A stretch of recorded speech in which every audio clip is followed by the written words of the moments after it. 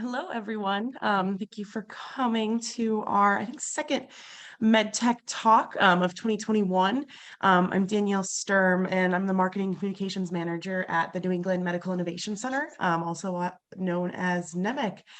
We're very excited to host this MedTech Talk. You're going to be a monthly event series where we have leaders from the MedTech community in Rhode Island and Southern New England lead talks and discussions and workshops around their specific specialties and what's going on with them. Really quickly, for anyone here that doesn't know who NEMIC is, we are a nonprofit medtech venture studio that supports entrepreneurs and startups in the medtech space with regulated technologies, really commercialize, build their businesses, and raise pre-seed fundraising rounds here in New England. And we support not just startups from Rhode Island, but regionally, nationally, and we have a lot of programming that supports startups globally as well. And how we work is if you know a medtech startup, if you are a medtech entrepreneur at any stage, you can go to our website, send us a message. We have you fill out a technology evaluation survey so we can easily see where you are, where your technology is, and what type of support you need. And then we can usually match you with one of our programmings, which are grant funded to really support your startup and move you forward. So today we have Brian Morley, who is the founder of EmergeWorks, and they are commercial strategists in the life sciences sector. He is a smart team advisor at NEMIC. So when you work with us and you need help in the marketing and commercial space, we bring Brian in to meet with you and work with you. So I'm going to hand it over to him for his talk today around commercial marketing strategy in the healthcare space. So Brian, thank you. Thank you, Danielle, and thank you, Toonie and Amy, for having me and hosting. Gracious hosts, as always, and welcome everybody. Thank you all for jumping on a Thursday morning to go down and learn and talk a little bit about commercial strategy. So as Danielle said, I'm the founder of EmergeWorks. We are a commercial strategist team focused in the health and technology space, and basically, essentially what we try to do is if you're whether you're a startup or an enterprise organization, and if you're a startup trying to get out of the gates and start commercializing, we can really help you kind of put that plan together. And if you are an established company and you're maybe not hitting your growth targets or you're looking to accelerate your growth, you bring us in as well. And we start kind of laying out that roadmap to help you grow your business. So that's where we can provide some support. So great to meet you all.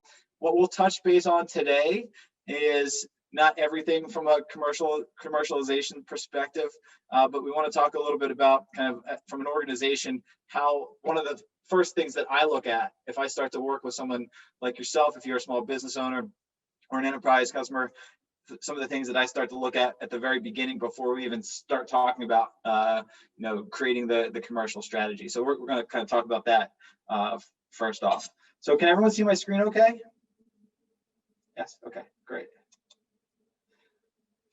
So at EmergeWorks, we really kind of blend our ingenuity and our drive, and we kind of are crafty and tenacious problem solvers. That's kind of the style that we bring is we are very crafty, we're very tenacious. My background is I have over 20 years experience in both the commercial and the R&D space, focused in health and technology. As Danielle mentioned, we have EmergeWorks as our consultancy.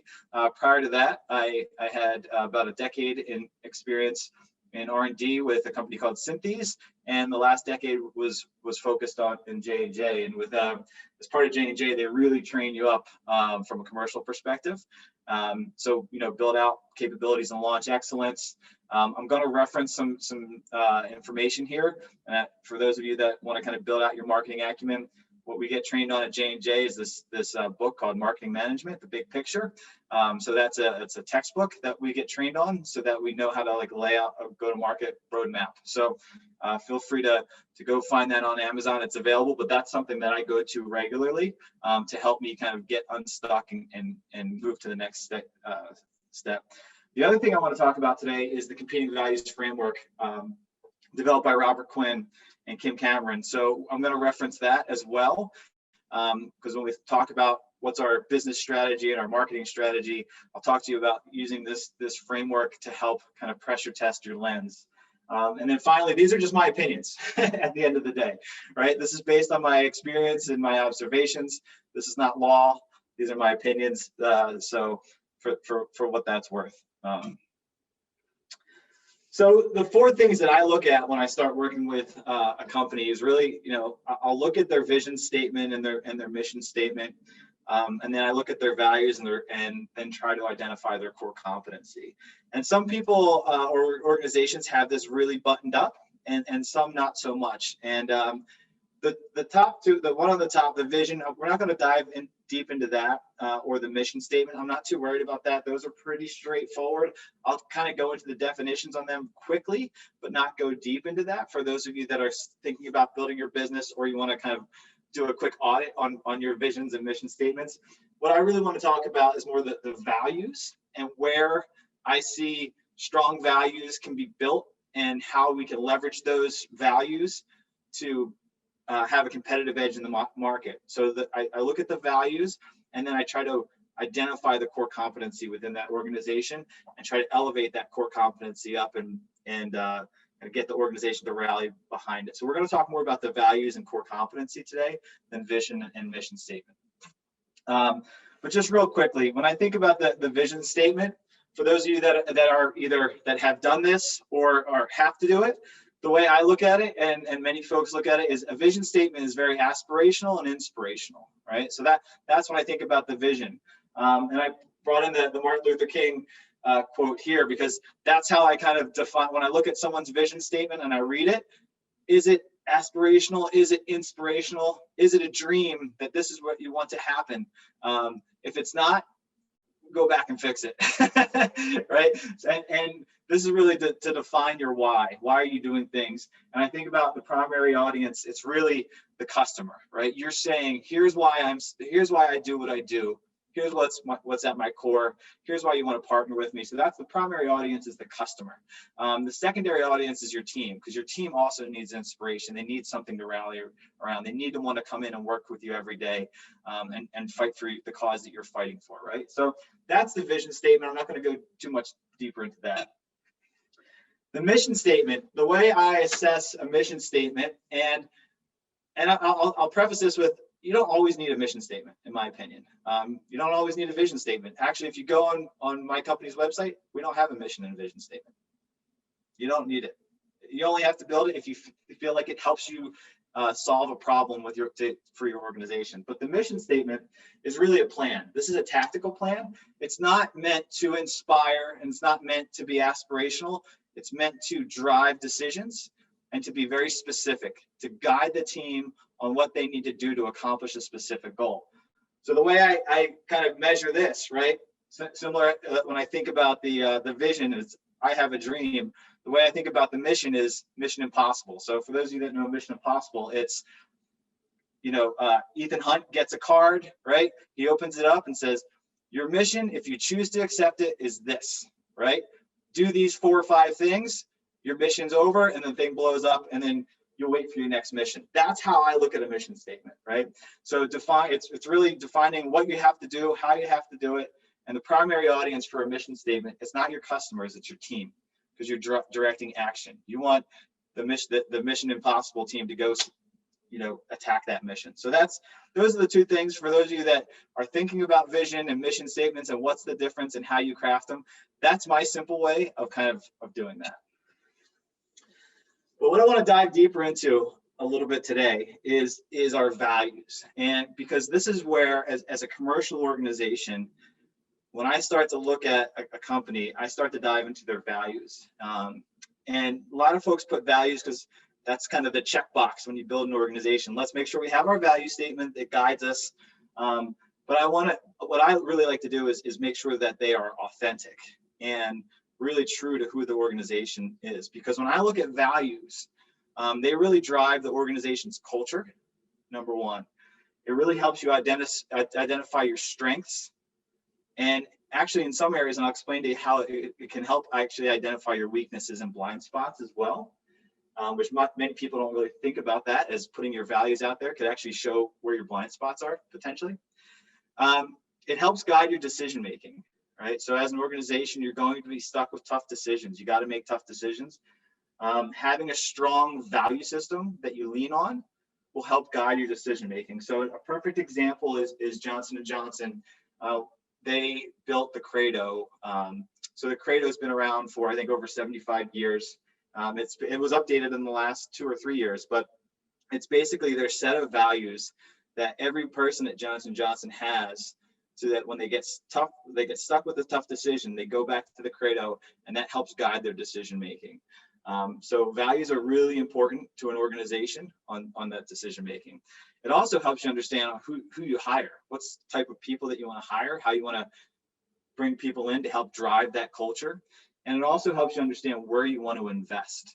So I actually, I kind of have it here where the values can be looked at, on the left is here's what we believe, and on the right, and here's what we do. So our beliefs are on the left, how we actually commit to those beliefs are on the right. And what I showed you here, these are kind of like the top 4 that you would see. There's probably some version of these 4 that you'll see. If you look at either your competition or a company that you're looking at, maybe you're going to work for, look at it, you'll start to see these kind of 4 themes. And the 4 themes are really the collaborator and the communicator. And I wrote, how do we do that? It's hashtag, let's do it together, right? So those types of organizations. You also know those types of people. So this is actually a really good way for people to understand where their personal values are. So myself, I started up a consultancy a year ago. I laid out my values, and it's as you start a company, your company's values are actually going to match for whoever the founder is. They're going to be 1 for 1. And as that company grows and you bring more people in, your values might slightly change. It might not match the identity of the founder, and they're going to evolve over time, and that's okay.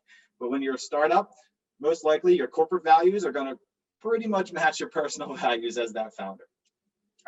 So we each have our own personal values. And like I said, there's the collaborator. The next one down is really about the competitor, be fast. And if you think a lot of salespeople are very be fast minded, right? The first one's a lot of, I would say like a lot of human resources people are kind of focused on the togetherness of the organization and thinking about the experience, the positive experience. The next one is be a competitor. The third one down that I have is really about efficiency and stability. It's, are we the best at what we do? And then the last one is, do we innovate? Are we agile? And can we be the first, right? Are we the innovators? So when you look at this thing, what I want you to think about is each one of these is important, right? And every company, if you look at a company that has kind of an element of each one of these, that's okay. But what's really important for an organization and an individual, right, to figure out which one, how do you stack rank these things? So I would challenge you as an individual to think about which ones are most important to you and stack rank them so you kind of know how your values lie. Because at the end of the day, one will always dominate. And if you say I bring all of them, that's great, but that is not always authentic. We usually have a dominant category. And knowing that dominant category and leaning into that is what's going to give you a competitive advantage in the market. So there's not one that's right, but there's one that's probably most authentic to your organization. And it's important for you to know which one it is and lean into that. So I'll talk about a little bit, if you do all 4, right? You have to do all 4 of these categories to be successful as an organization and as an individual, right? You have to have some level of collaboration. You have to have some level of tenacity, right? You have to have a level of order and stability. And then you also have to be able to think outside of the box. You have to leverage all 4 of these depending on the situation that you're looking at. But at the end of the day, you have one that's dominant. And I challenge you, if you're starting an organization, to think about that and think about which one's the dominant one. Because once you know that, we'll start talking about that core competency and how the core competency overlays on top of that. The challenge, if you try to do all 4, and if you think about, if you try to do all 4 and you're a larger organization, what happens is if you try to sell that to your customer, that we are a chameleon, we can do all 4 of these things. The challenge is your customer also has one that they're looking for. They might not tell you what that is. They might not know it consciously, but there's one that they care about most. And if you try to sell them the wrong one, or if you try to sell them all 4 and they're looking for one, you dilute your value. So what I would say is understand which one's most important to you. Lean into that, tell and be able to articulate the value of that core value, articulate the value to your customer. So that's really important. So also, I'll talk a little bit about like different companies, right? So if you're familiar with like medical device or technology, if you've been in the space for a while, you could probably think to yourself and say, let's see, which company is the Together company? What's an example of that? And you could say, oh, you know what, when I think about this one company, it's, man, I really enjoy working with this company. All the people there are really nice. They all seem really happy. They seem fulfilled. They care about me. They care about my patients. They have great customer service. That's that top one, the Be Together, right? So you can actually think about a company, whether it's some place you want to go and work for, or start thinking about your competition, right? So I actually use this and start looking at my competition and say, where does my competition fall? And start to use that as how do I then leverage my strength against their strength, or identify where their weaknesses are. So I use this tool to identify my competitors' weaknesses as well. So think about what's that company. There's also, you might think about, hey, this company always hits the market with a strong sales force. They're tenacious. They spend a ton on sales force. They tend to spend a ton on marketing. That's really that Be Fast company, right? There's strengths to that, but there's also weaknesses to that. We'll talk about that in a sec. Then that one that's the efficient and stability.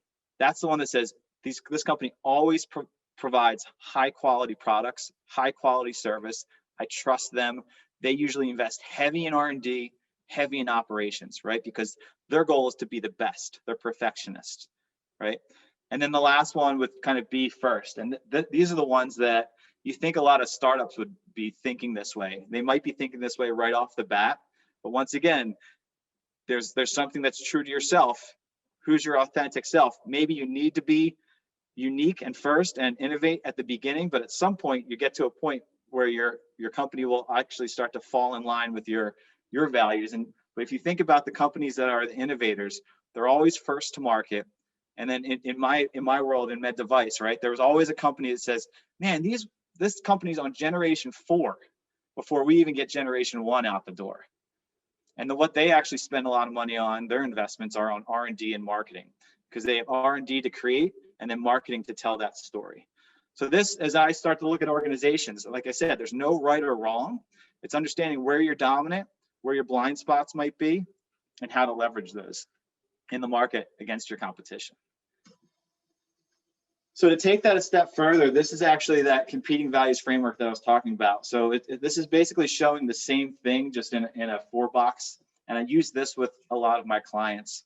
And this goes a little bit deeper on kind of where your organization lies. And once again, I challenge our organizations to figure out where their dominant value lies. Is it control? Is it collaborating? Is it creating? Is it competing? And once again, you have to do all 4 of them to be strong in the market and to be a successful organization. You have to create the healthy tension to make sure that you don't have blind spots, but you do have a dominant one. So understanding your dominant one, and then understanding also where are you weak. So over time, where could your blind spots potentially be, and make sure that you address them.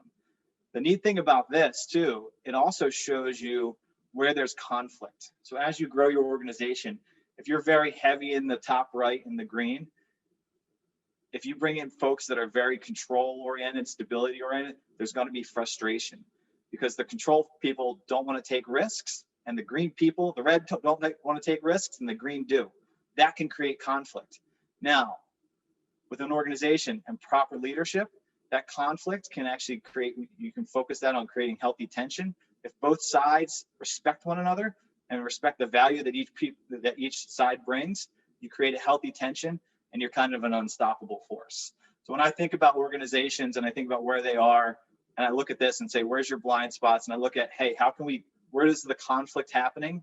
And how do we turn that conflict into healthy tension and to leverage each other's strengths? So this is a great tool for an organization to understand that. And then as a commercial organization, once you understand where your strengths are, then I, as a marketer, said, all right, now how do we turn that into benefits to the customer? How do we articulate the benefits to the customer? That's kind of the next step. So that core competency. So I'll take a step back. Every company has capabilities and competencies, right?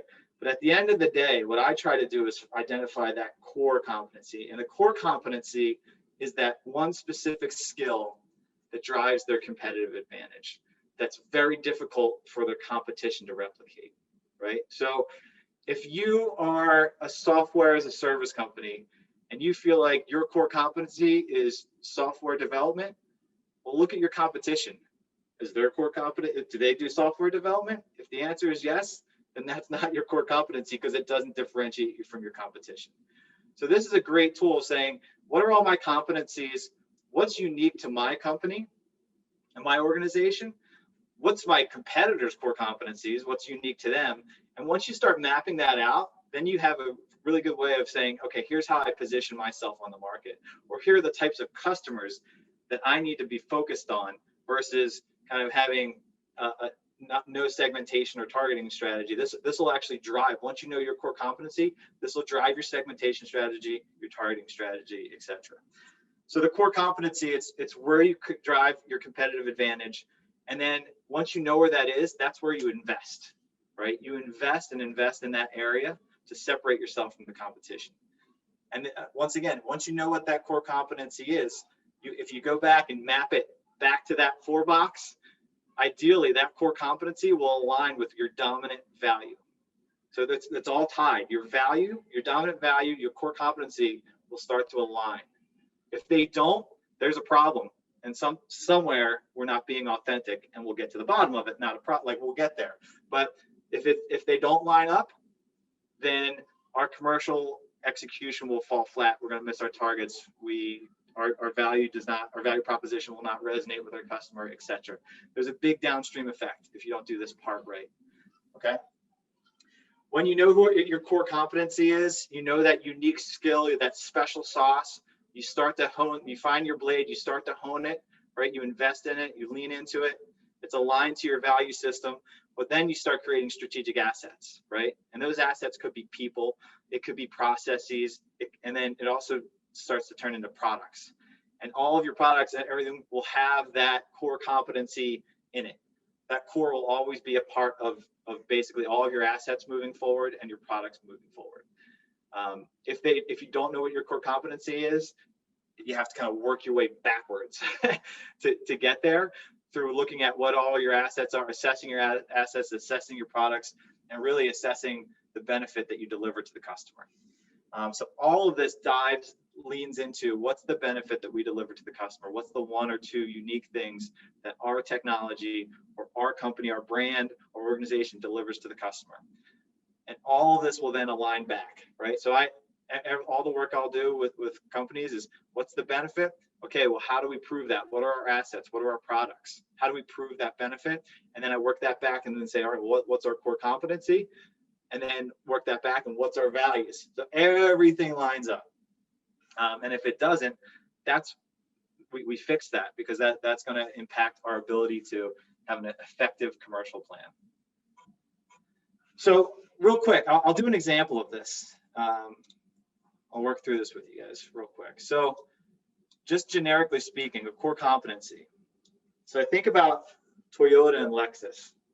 I know we don't have a ton of time, but we talk about Toyota and Lexus. And Danielle, stop me if there's people raising their hands. I don't see that stuff, so you just let me know if someone wants to jump in. So I think about what's Lexus's and Toyota, right? What's that organization's core competency? So for those of you that maybe came up through the engineering world, a lot of you studied Toyota and how Toyota kind of transformed themselves into an organization around kind of innovating on the manufacturing process, right? So when I look at Toyota's core competency, the way I look at it, once again, this is my opinion, right?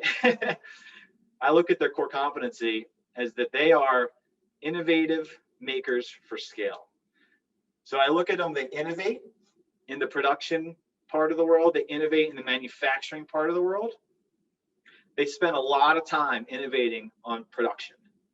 If they innovate on production, what they then do, what their strategic assets are, if that's who they are, right? If they innovate in production, what their strategic assets, what ends up coming out is now they actually have an advanced manufacturing process, right? So if the Toyota way, if you guys have ever heard it, the Toyota way, and if you know point of use manufacturing and lean manufacturing, Toyota just drove that back in the 80s, right? Now, so they've advanced manufacturing processes. They're also advancing in the material space. So they're creating they're focused. If you look on Lexus's website, a lot of what they do is advancing on materials, creating either high strength materials so that they can actually bring a lighter car to the market. But that's all very kind of on the manufacturing and the production side of things. So if you look at a lot of what they do, they create these advanced materials, but they do it in a way that they can scale it too. And then they can bring an entire, plant up and running with advanced materials, advanced manufacturing processes, because they're innovative makers for scale. And the scale part's important because lots of folks can be innovative makers and do this thing, but to do it at scale is what also makes Toyota and Lexus unique, because now they can create a product and they create a fleet of vehicles for all lifestyles. That's pretty valuable, right? To be able to leverage their core competency, innovate on the production side of things, generate a strategic asset with advanced manufacturing processes, advanced plants, advanced materials, and then create this fleet of vehicles with all this advancement in it. So that's great, but the final piece is, what's the value that it delivers to the customer? So I'm using this example for Toyota, but it works for every other organization, MedTech, technology, it doesn't matter. It's the same principles. At the end of the day, when I get a Toyota, because they create a fleet of vehicles for all lifestyles, that they're able to bring advancements into that fleet quickly because of their production efficiencies. They can bring all those bells and whistles in, and they're always thought of as innovative. They're the first ones to have the backup camera, the first ones to have, the Apple AirPlay or the CarPlay in their cars, right? And they have them in their base cars and their premium cars. So they bring it to scale. So they bring all of their customers the top technology because they are advanced at production, right? So any new tech, they figure out how to bring it in and bring it into every one of their cars and do it economically because they're production specialists, right? So every customer gets a bells and whistles. And then there's also the consistency, right? Because they're production specialists, there's a level of quality and consistency that we expect. So when I think about this and Toyota and Lexus, and these are the two values that I get, and thinking about there is innovation, right? They innovate materials, they innovate on processes, and the benefit is you get this cool innovation and you get consistency. So when I think about Toyota, I go back to this and think about, well, where does Toyota and Lexus live? Because they have a great process down here and they have innovation up here. And that's the healthy tension. When you can create innovation and create a process to deploy that innovation and scale it, you create a pretty unstoppable force. Now, this is, once again, this is just my opinion of assessing Toyota, but this is what I do for organizations as well. Is what's your story? Are you one? What's your dominant one? What's your next one? How do you stack rank these things? What's your, where are you strong? But then when I also think about it, well, where's Toyota maybe weak? Probably in the blue and yellow. So if I want to go after Toyota, not that I would, I can't do that. But if I would, I probably wouldn't go and focus on these areas. I'd probably focus on these areas.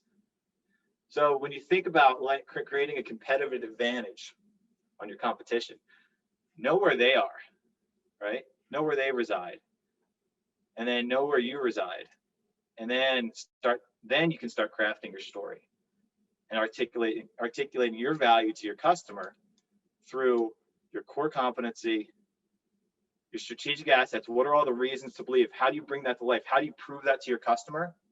And most importantly, what's the benefit that they get out of this? And if you can create that and then articulate that in a succinct way, you're in a really good spot. So I'll pause there and just I want to get everybody's thoughts, questions. We'll take a little pause. And then if we want to play around with it a little bit we can mess around with some things. I have some other ideas too. I'll take a pause, answer any questions if anyone has anything. That was great, Brian. I have one question in the chat, and it's from Cervantes, which I'll let them jump in if they want, but I'll first pose to you. They said they have a social robot, more of a consumer tech product than a med tech product, and they asked, which is kind of a broad question, but how they should bring that particular message to the parents, the patients, the kids, and the commercial value about their core competencies. And I think to narrow that down, this goes along with a question I asked you in our last workshop together is, do you see a difference in kind of what might those differences be between doing this whole process of figuring out your core competencies between a regulated product and a consumer product? Is there differences? The exercise is the same. Finding your core is this. The philosophy is the same on how you get to your core. How you then turn that back out and message that and communicate that to, number one, your team, and then number two, your customers. That you can do it a lot of different ways. But what I would say is your core competency is not something that you may not actually put that on your website. You may not actually say that, but everything that you say and do should go back and align to that. So the core competency is really kind of for you as an individual or an organization. And once again, align that. What's your dominant value? What's your core competency? That's something that you should always know. How you message that that's an art form, and I can't say what the right or wrong way to do that is until it depends on who the segmentation that you're going after, who you're targeting, what they care about, right? And then all of that will drive what's their current behavior, what's their current belief system. All of those factors go in to then how we message it. So I apologize, I can't say like how to do it, but I'd love to actually hear. I know we have a couple other, I have peers, mentors that are on this as well, that if they have any thoughts, please feel free to jump in. But the way I look at it is, until we understand who we're targeting, what they're currently doing, why they do what they do, and then what our value proposition is on why we want to move them from what they're doing today to what we want them to do, that will then drive, and what assets we have, that will then drive the messaging strategy. So it's a bit of a deeper question. So I apologize. But those are all the things that I start to factor in as we start to lay out that messaging strategy or communication plan.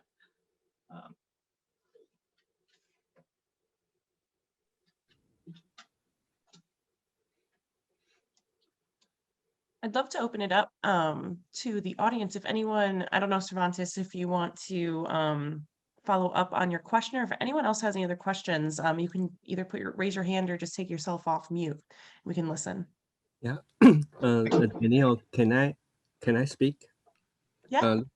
Hey, thank you, Brian and Danielle. My real question is really about the consumer electronic product versus MedTech. Sometimes MedTech, they want you to be like FDA approval. They want you to be very like a straight, and then they want you to be like everything compliance. But consumer electronic product totally different. They want it to be more exciting. People, the kids, the companion type for the senior, more happy, more entertaining. So the basic concept different. So the message addressed to the community are totally different. So for example, this is the robot I mentioned right now. It's around this size. It's around 1 feet tall, and then you can do smart conversational.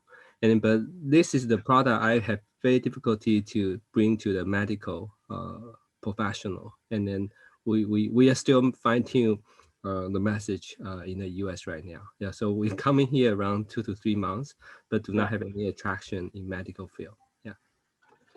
So Cervantes, thank you for that. I would say the first exercise I would do is as you develop the value. Oh, I'm sorry. No, so the robot is talking. I'm sorry. You can pick up the conversation. The robot, the floor is yours. No, so the first thing I would do is really build out your value proposition. And when I lay out a value proposition, there's 4 pieces to it. It's who's your target audience, right? Who are you targeting? Mhm. And get very prescriptive on who that target audience is. Know what drives their decisions today. What decisions are they making today? And you're going to come in there with your technology. What's that replacing? What are they doing? What do they believe? What do they do? Right? So understand that really well, who that target audience is, and build that out. That's number one. Number two, it's identify what's your brand that you're delivering to them, right? Mhm. Is your brand your company, or is your brand your product, right? Mhm. And those can be two different things. Do I buy Toyota, or do I buy the Camry, right? So who do you want them to be loyal to? The company or the technology? And then make sure that that part is buttoned up, your branding of your technology, right? That you have a very clear, concise brand of whatever you're trying to deliver, the company or the technology. The third piece is understanding the value that you're delivering. What are you delivering? So what's the proof? Mhm. Tell me what you're doing. Tell me, what are you delivering to them? And then what's the benefit to them? So you have to do those four things. And then you got to make sure that whatever the benefit is, it's important to them. Relative importance has to be very high, right? The way you deliver it, you have to be able to prove it, right? What the brand is, you have to be very crystal clear on the brand is, and you really have to know your target. So I build that out first, and then pressure test that.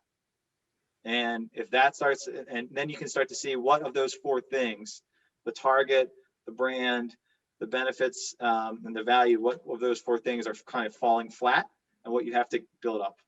And then you can kind of then start to think about your go-to-market plan. Sure. Thank you. Thank you so And much.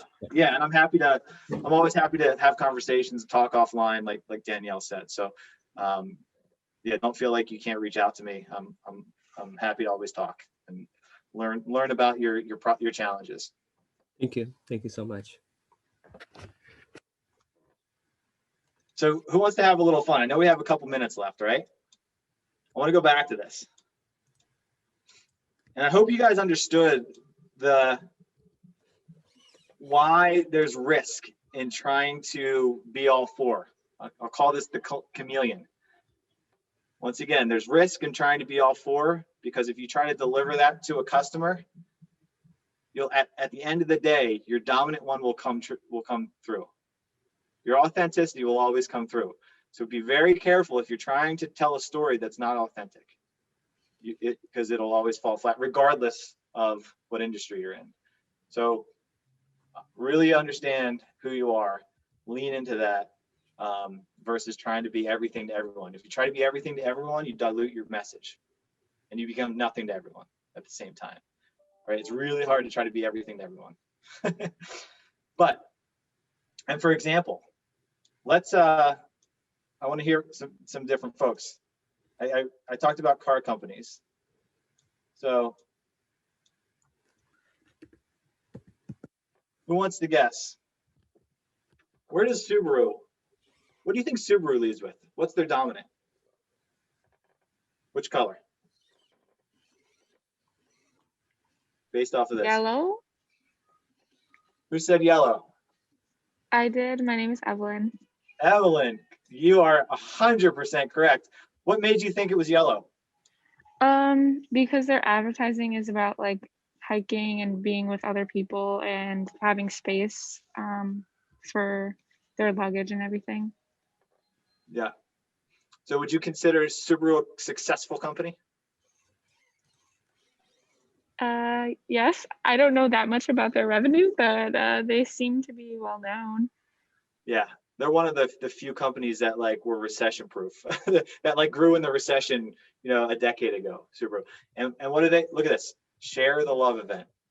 It doesn't get more clear than that. And it's so funny. It's really easy to be objective about other people and other organizations. So I do this with my competition. I do this with my clients. I do this with my clients' competition. It's so easy to nail this with everybody else. It's really hard to do it for yourself. It's really hard. It's impossible to think objective. So when I had to do this for myself, I actually hired a branding agency. So my buddy Tino at Giant Shoulders, shout out to Tino and the team, I hired them because I knew I wouldn't be able to be objective about myself, and I needed them to do it to break me down and take me on that trip. So let's do another one. All right, Evelyn, you can't guess this one though, okay? You already got one right. Sorry. What do you guys think? What's your gut? Green. Brian. What's that? Green. Yeah, pretty easy, huh? And I know where this is car companies, but the reason I show car companies is because they're really good at doing this. They are really good at leaning into who they are. Medical device companies, the big ones that have been around, you could do the same exact exercise. I do this with my clients with their med device companies, and you can do the exact same thing, and it's just as easy. Now, companies that aren't established, that haven't been around for a while, that may be struggling, you try to do this, and you're like, I don't know who they are. They don't know who they are. Well, this is how you figure out who you are. Spoiler alert. I'm helping you guys solve that problem. All right, these folks.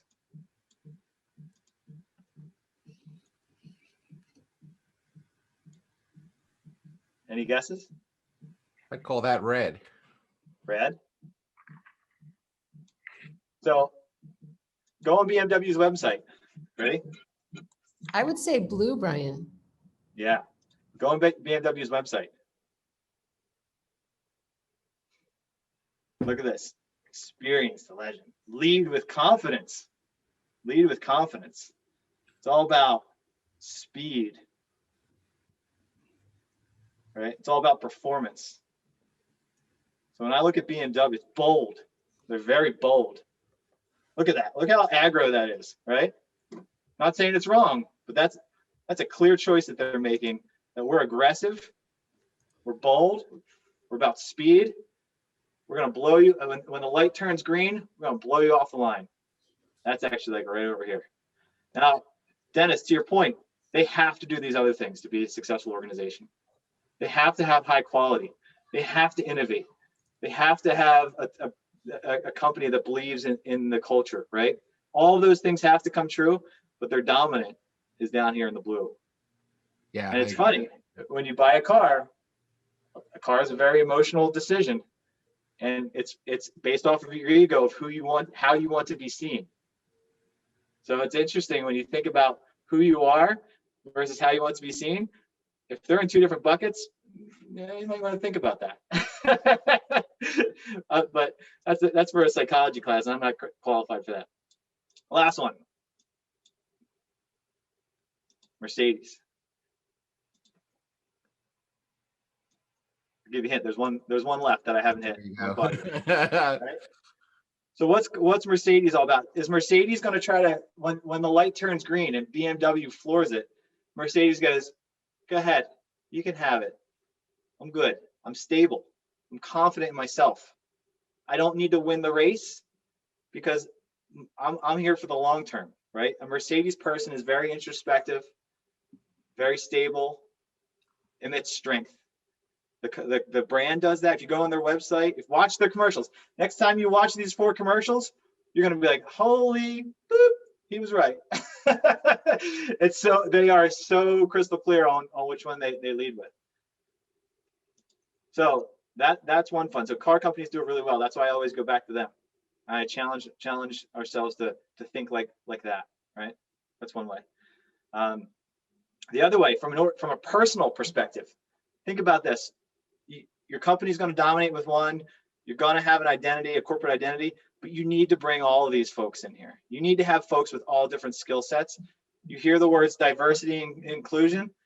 This is the first place I go when I think about building a diverse and inclusive workplace. It's how are they thinking? What do they value? And then how do I, as a leader, create healthy tension so everyone respects this diverse thought process and everyone can add value at every step along the way.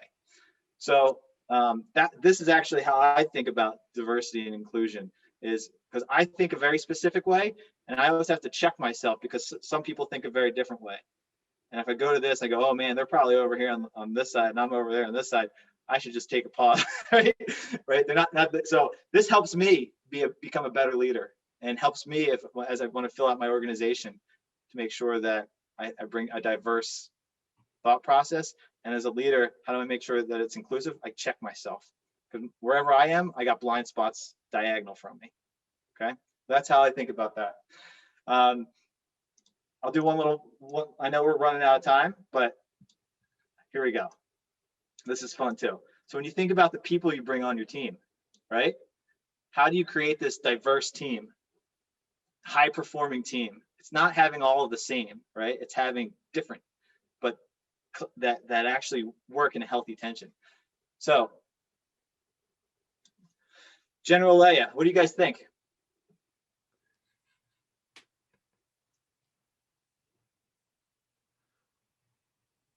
How about this? Just when she grabs the gun out of someone's hand and shoots it herself and says, get in that hole, jump into the trash compactor. That's a tenacious person, right? She doesn't care about the odds. She doesn't care about the odds. She's going to win. No matter what, she's going to win. Princess Leia is tenacious, right? Nothing's going to stop her from winning. Luke, and we'll say Luke. We'll say episodes 4 and episode 5, Luke, because episodes 6 and later gets a little dicey. But 4 and 5. If you remember, Luke wanted to leave his training to become a Jedi because his friends needed him, right? My friends need me. He's all about the team, all about his friends. He will risk the long-term goal of saving the galaxy because his friends need him. Was he wrong? No, we saw what happened. So it was admirable. He did it, and that's who he is, right? So I think about like that was Luke. Interesting thing. Then Luke kind of moved down into this when he became a Jedi, and the dichotomy of Luke, the evolution of Luke. That actually happens with leaders too. We might have a personal preference, but then our organization or the need might need us to go somewhere else, and we'll have to flex into that. How about these guys? You know these droids, right? Do the droids ever ask for permission? No. Do the droids just kind of take off and unlock all the doors secretly while everyone else is fighting the fight? They just kind of go off to their own. And then they show up at the last minute and they're like, holy hell, where'd you come from? You just saved the day. You know why? They don't care. They're creative. They're going to go off and do their own thing. But they're doing it for the team, but they do it their own way. They're always doing it for the team, but they do it their own way. They don't need anybody else. And there's one left. One box left there is. Yoda, right? Think about this. Stability, control, internal maintenance, hierarchy. He's very introspective. He thinks about the whole thing. He's not going to jump into the fight, right? He's not going to go save his friends. He said, no, don't save your friends. The mission, right? This is very stable, introspective. So I use this tool, whether it's for organizations or individuals, to help me kind of understand when you bring all 4 of these together, you have a very strong team, right? But at some point, as an organization, you need to know which ones you're dominant and how to leverage it. So anyways, that was just a little bit more fun on kind of how to use the different competing values, right? Knowing which value is really true to you and the dominant versus which ones might be aspirational. Don't have 6, 7, 10 values, probably have 4. And then understand where your core competency lies, right? How that stacks up against your value. If they don't stack up, if they don't jive, there's a problem. Either one's not authentic or the other.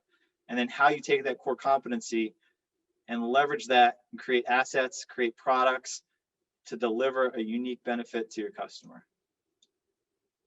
That's just a little taste, right? We're not trying to turn everyone into marketers. That's just a little taste of kind of how we approach strategy for an organization and a technology. Awesome. Thank you so much, Brian. That was wonderful. I clap for you. Everyone, we were in person.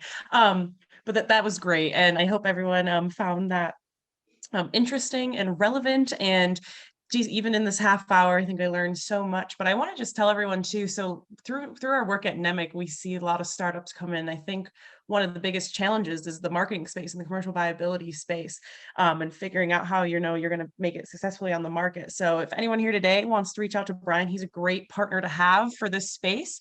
If you're a startup and worried about funding, make sure you reach out to us or reach out to Brian. We have a great partnership, and we have a lot of programs that can support startups, kind of bring in advisors and bring in partners like Brian to work on their development and paths to market. So please reach out to us, and that thank you. And I would love to turn it back over to the Innovation Studio and Venture Cafe team.